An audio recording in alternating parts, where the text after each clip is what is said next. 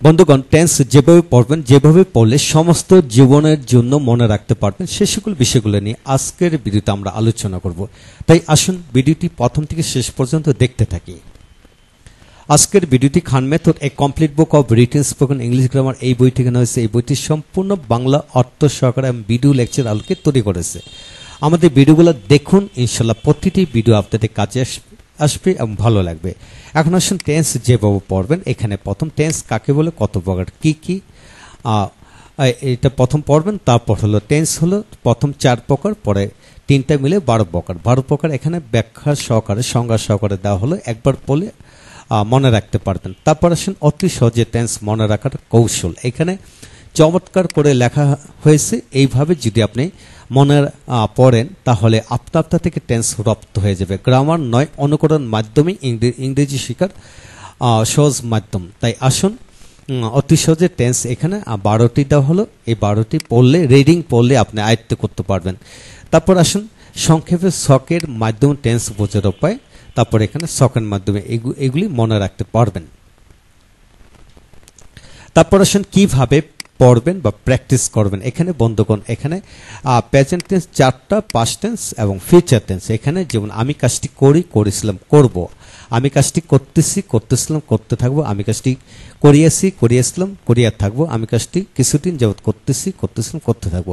বন্ধুগণ, এখানে করার জায়গায় যে কোনো ভার্ব দিয়ে যদি এইভাবে প্র্যাকটিস করেন, যেমন আমি ইংরেজি পড়েছিলাম, পড়বো, পড়তেছিলাম, পড়তে থাকবো, পড়িয়েছিলাম, পড়িয়া থাকবো।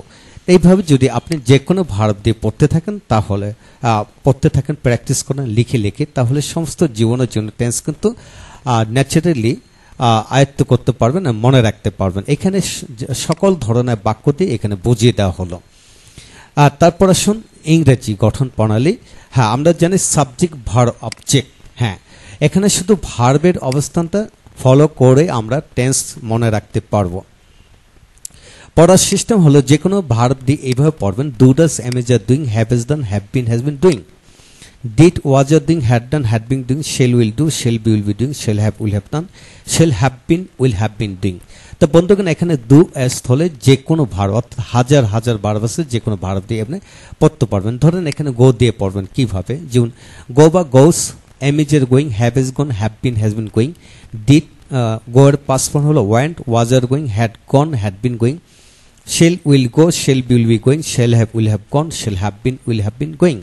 তো বন্ধুগণ, ধরে নেন আপনার শিক্ষক আপনাকে 10,000 ভার্ব দেওয়া হলো। প্রত্যেকটা ভার্ব দিয়ে এইভাবে যদি আপনার সন্তানকে প্র্যাকটিস করাতে থাকুন, তাহলে মনে অজান্তে ইংরেজি গঠন প্রণালীতে এখানে আয়ত্তে আসবে।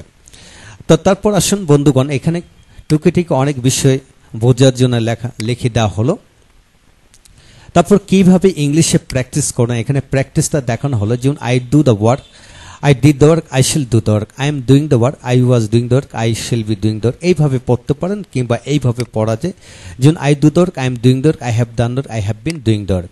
তারপর I did the work, I was doing the work, I had done the work, I had been doing the work. এইভাবে যে কোনো ভার্ব দিয়ে বাক্য বানায় যদি এইভাবে প্র্যাকটিস করেন, কেবল 1 ঘন্টা প্র্যাকটিস করলে সমস্ত জীবনের জন্য আপনার টেন্স ইংরেজিতেও রপ্ত হয়ে যাবে। এখানে পর্যাপ্ত ফর্মুলা, পর্যাপ্ত ধরনের বাক্য দেওয়া হলো। এখন আসুন গ্রামার অনুকরণ মাধ্যমে ইংরেজি শেখার সহজ মাধ্যম। এখানে আপনাকে প্রথম বাংলায় পড়ুন, বাংলা থেকে ইংরেজি যোগ করে পড়ুন। যেমন আমি কাজটি করি, আমি কাজটি করতেছি, আমি কাজটি করেছি। এইভাবে I do the work, I am doing, I have done the work. যদি এখানে যে কয়েকটা ভার্ব দেওয়া হলো, এটি দিয়ে যদি আপনার সন্তানকে লিখে পড়ান, আপনি নিজে বুঝতে পারতেছেন যে এইভাবে পড়লে গ্রামার অনুকরণ মাধ্যমে ইংরেজি শেখার সহজ মাধ্যম। এখানে আমি দিয়ে পড়লাম, এখন তুমি, তোমরা দিয়ে একইভাবে পড়েন। সেই ছেলেটি, সাদিয়া, যে কোনো ব্যক্তির নাম দিয়ে এইভাবে পড়া যাবে। তারপর তারা, ছেলেরা, শিক্ষকেরা এইভাবে পড়বেন।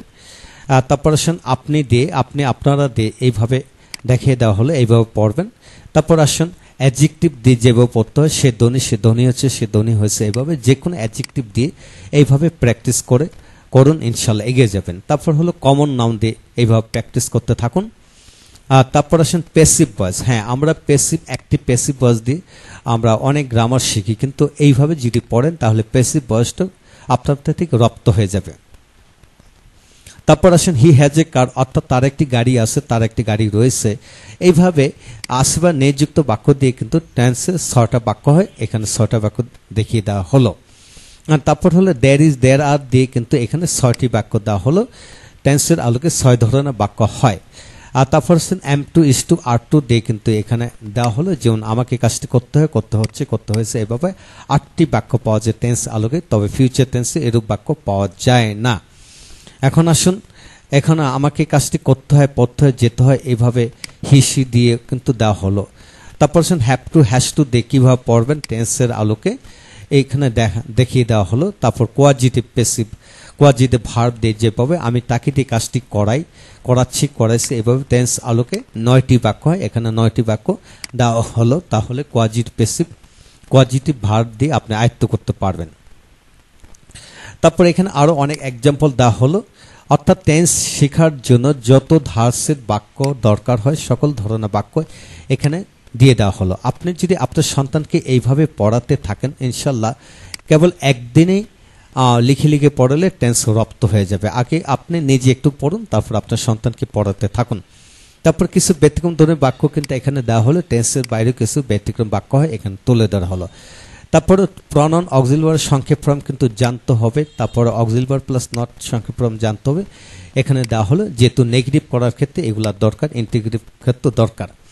এখন আসেন নেগেটিভ কিভাবে পড়বেন। প্রতিটা বাক্যকে না যুক্ত করে পড়তে থাকুন, আর ইংরেজিতে অক্সিলারির সাথে নট বসে পড়ুন। এইভাবে প্র্যাকটিস করলে হবে। এখানে কিন্তু আমি, তুমি, সে, তারা, আপনি দিয়ে এখানে দেখিয়ে দেওয়া হলো। তারপর আসেন অ্যাডজেক্টিভ দিয়েও কীভাবে না সূচক বাক্য তৈরি করবেন। হ্যাভ এস, হ্যাড দিয়ে কীভাবে, আমার গাড়ি নেই, গাড়ি, এইভাবে কীভাবে পড়বেন। দেয়ার ইজ, দেয়ার আর ন, দেয়ার ইজ নো, দেয়ার আর ন দিয়ে কেমনে কীভাবে পড়বেন সেগুলা দেখে দেওয়া হলো। Am to is to are to, তার সাথে নট বসে কেমনে পড়বেন। হ্যাভ টু, হ্যাজ টু, এটার সাথে নট বসে কীভাবে পড়তে হবে সে বিষয়গুলো এখানে তুলে ধরা হলো। তো এখন আসেন বন্ধুগণ, ইন্টিগ্রেটিভ করার সিস্টেম হলো যে তুমি কি কাজটি করো, তুমি কি কাজটি করতেছো, অর্থাৎ সাবজেক্টের পর কি বসলে ইন্টিগ্রেটিভ হবে, এবং ইংরেজিতে শুধু অক্সিলারি সাবজেক্টের আগে বসলে ইন্টিগ্রেটিভ হবে। এইভাবে আপনি এখানে যতগুলি ভার্ব আছে বাক্য দেওয়া হলে এইগুলো দিয়ে প্র্যাকটিস করতে থাকুন। এখন তুমি, আমি, সে, তারা দিয়ে প্র্যাকটিস করুন। সমস্ত জীবনের জন্য ইন্টিগ্রেটিভ বাক্য কিন্তু রপ্ত হবে এবং টেন্সও রপ্ত হয়ে যাবে। তবে এখানে নাউন অ্যাডজেক্টিভ দিয়ে কিন্তু দেখিয়ে দেওয়া হলো, প্যাসিভ সেন্সের বাক্য দেওয়া হলো, এখানে বহুমাত্রিক বাক্য দেওয়া হলে এইগুলো দিয়ে আপনার সন্তানকে লিখে লিখে পড়াবেন। সমস্ত জীবনের জন্য টেন্স রপ্ত হয়ে যাবে। হ্যাঁ বন্ধুগণ, এই হলো আজকের বিষয়, টেন্স শেখার মূল মন্ত্র। এইভাবে যদি আপনার সন্তানকে টেন্স শেখাতে থাকুন তাহলে সে কিন্তু দ্রুত গতিতে এগিয়ে যেতে পারবে। বিশ্বাস রাখুন, এইভাবে যে কেউ পড়লে দ্রুত এগিয়ে যাওয়া যায়। ভালো থাকুন, সুস্থ থাকুন। পরবর্তী ভিডিওটি দেখার জন্য আমন্ত্রণ জানানো হলো। Thank you very much.